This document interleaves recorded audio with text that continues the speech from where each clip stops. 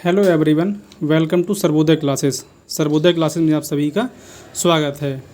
जैसा कि अब तक आप लोगों को मालूम चल चुका होगा कि अस्ताना में एक मीटिंग हो रही है। किसकी? एससीओ की मीटिंग हो रही है। तो जो एनुअल मीटिंग है उसी में क्या हुआ है कि जो बेलारूस है, यानी कि जो एक यूरेशियन कंट्री है, इसको एससीओ का 10वां मेंबर बना लिया गया है। यानी कि इसका 10वां ये ऑफिशियल मेंबर बन चुका है। यहाँ पर आप देख सकते हैं SCO set grow in Astana with edition of Belarus, यानी कि बेलारूस क्या है इस ग्रुप में अब शामिल हो गया है, राइट। और इस मीटिंग को जी जिनपिंग यानी कि जो चाइना के प्रेसिडेंट हैं, और इसके अलावा पुतिन और कई ऐसे लीडर जो इसमें मेंबर कंट्रीज़ हैं वो यहाँ पर शामिल हुए। हालांकि जो भारतीय प्रधानमंत्री हैं पीएम मोदी, इन्होंने इसको स्किप किया, राइट। इस वीडियो के माध्यम से हम लोग समझने का प्रयास करेंगे कि एससीओ की फाउंडेशन कब रखी गई थी, कितनी कंट्री इसमें शामिल हैं, भारत कब इसमें शामिल हुआ, राइट। और पीएम मोदी ने अगर इस इवेंट को स्किप किया है तो उसके पीछे क्या कारण है या क्या कयास उनके लगाए जा रहे हैं, राइट। तो यहाँ पर जैसा कि आप देख सकते हैं कि एससीओ की क्या है मीटिंग हुई है, जिसमें बेलारूस को एक ऑफिशियल इसका मेंबर कंट्री बना लिया गया है। और ये मीटिंग कौन सी है? तो 24वीं मीटिंग है। एससीओ का फुल फॉर्म आपको अगर नहीं मालूम है तो शंघाई सहयोग संगठन, ये क्या है इसका फुल फॉर्म है। 4 जुलाई 2024 यानी कि आज ही के दिन क्या है ये मीटिंग देखने को मिली। कहाँ पर हुई? तो कजाकिस्तान जो है शहर है उसकी कैपिटल अस्ताना में ये मीटिंग क्या है आयोजित की गई थी।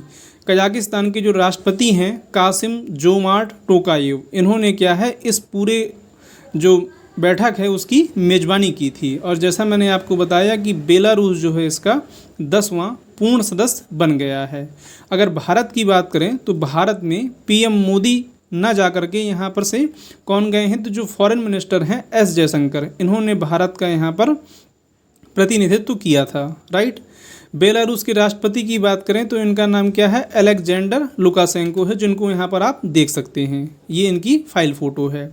और जैसा कि मैंने आपको बताया कि यहाँ पर भारत का प्रतिनिधित्व जो है वो एस जयशंकर जी के द्वारा किया गया, जो कि भारतीय क्या हैं फॉरेन मिनिस्टर हैं। हालांकि इनके द्वारा पीएम मोदी के द्वारा एक लिखा गया नोट यहाँ पर पढ़ा गया, जिसकी कुछ मुख्य बातें जो है मैं आपको यहाँ पर बताना चाहता हूँ।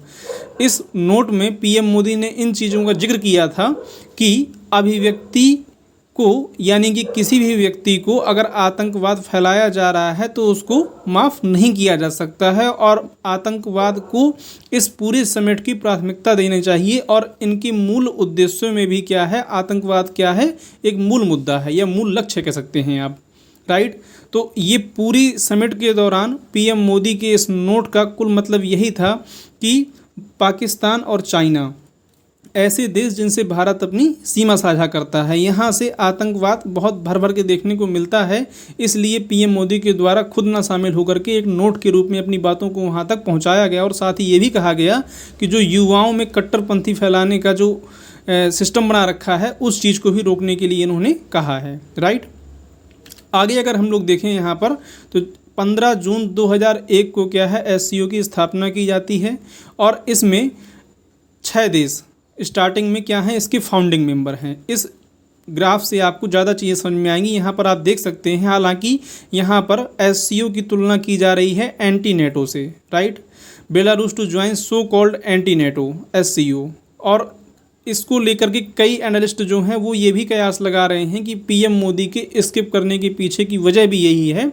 हालांकि उस मुद्दे पर कितना ये चीज़ सही है, कितना ये चीज़ सही नहीं है, इस पर मैं अभी नहीं जाऊंगा। फिलहाल के लिए यहाँ पर हम लोग एससीओ की फाउंडिंग कंट्री की बात करें तो साल 2001 में इसकी स्थापना की गई थी, जिसमें चाइना, कजाकिस्तान, किर्गिस्तान, रसिया, ताजिकिस्तान और उज्बेकिस्तान ये क्या थी इसकी फाउंडिंग कंट्री थी।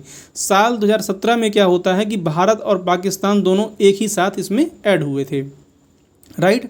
उसके बाद पिछले लास्ट ईयर यानी कि ईरान जो है 2023 में इसमें शामिल होता है, और बेलारूस जो है वो 2024 यानी कि आज 4 जुलाई को इसमें क्या है शामिल हो चुका है। और यही सारी डिटेल जो है यहाँ पर मैंने लिखी हुई हैं, राइट। कि ईरान इसका 9वां सदस्य बना था 2023 में, और बेलारूस जो है वो काफ़ी लंबे टाइम से क्या था एक पर्यवेक्षक के रूप में था, यानी कि एक ऑब्जर्वर कंट्री था। और अब 2024 में क्या है ये इसका पूर्ण कंट्री बन चुका है, राइट। चाइना की बात करें तो जो नेक्स्ट मीटिंग होने वाली है, यानी कि ये 24वीं मीटिंग थी और जो 25वीं मीटिंग होने वाली है वो चीन में आयोजित की जाएगी, राइट। क्योंकि रोटेशनल बेस पे क्या होता है, इसमें जो इसकी समिट होती हैं वो होती हैं, तो अगली साल जो है वो मीटिंग चाइना में होने वाली है। आपको मालूम होना चाहिए कि 2024-25 के लिए चीन का एक शहर है जिसका नाम है किंगदाओ। तो किंगदाओ को एससीओ का पर्यटन और सांस्कृतिक राजधानी के रूप में नियुक्त किया गया है, राइट। अब यहाँ पर आप देख सकते हैं कि चीन का प्रभाव और रसिया का प्रभाव इसमें क्या है, बढ़ता जा रहा है। इस वजह से कई ऐसे एनालिस्ट हैं जो इस चीज़ को मानकर चल रहे हैं कि जो एससीओ है वो आने वाले समय में एक एंटी नेटो बनता जा रहा है। जिस तरीके से बेलारूस और ईरान इसमें शामिल हो रहे हैं, तो वो कंट्री जो उस ग्रुप में शामिल नहीं हो पा रहे हैं इसकी तरफ अपना रुख अपना रहे हैं, राइट। आगे अगर हम लोग देखें एससीओ के बारे में बात करें तो यह क्या है, एक अंतर सरकारी संगठन है, यानी कि इंटर गवर्नमेंटल संगठन है, राइट। और इसकी स्थापना साल 2001 में की गई थी, जैसा कि मैंने आपको बताया। इसका मुख्य उद्देश्य यही होता है कि क्षेत्रीय सुरक्षा और सहयोग को बढ़ाने पर इसमें ध्यान केंद्रित किया जाता है, जो इनका मोटो है। और इसकी वर्ष में एक बार बैठक होती है और संगठन के सभी महत्वपूर्ण मुद्दों पर निर्णय लिया जाता है। मुख्यालय की बात करें तो इसका हेडक्वार्टर बीजिंग चाइना में है। और एससीओ के 10 स्थायी सदस्यों की बात करें तो कजाकिस्तान, चीन, रूस, Tajikistan, Uzbekistan, Kyrgyzstan, Bharat, Pakistan, Iran और बेलारूस, ये क्या हैं, 10 परमानेंट मेंबर इसमें अब हो चुके हैं। साथ ही साथ अगर ऑब्जर्वर कंट्री की बात पूछी जाए इसमें, तो 2 इसमें क्या हैं, ऑब्जर्वर कंट्री हैं, यानी कि पर्यवेक्षक देश हैं अफगानिस्तान और मंगोलिया, राइट। तो हो सकता है कि आपसे किसी न किसी एग्जाम में प्रश्न पूछ लिया जाए। वैसे CAPF 2017 में एक तरह का प्रश्न इससे बन चुका है, राइट। ये क्या था, हमारा कंप्लीट वीडियो था। आई होप कि आपको वीडियो पसंद आया होगा। अगर वीडियो पसंद आया हो तो प्लीज़ चैनल को सब्सक्राइब कर लीजिएगा और वीडियो को भी लाइक कर दीजिएगा। Thank you for watching.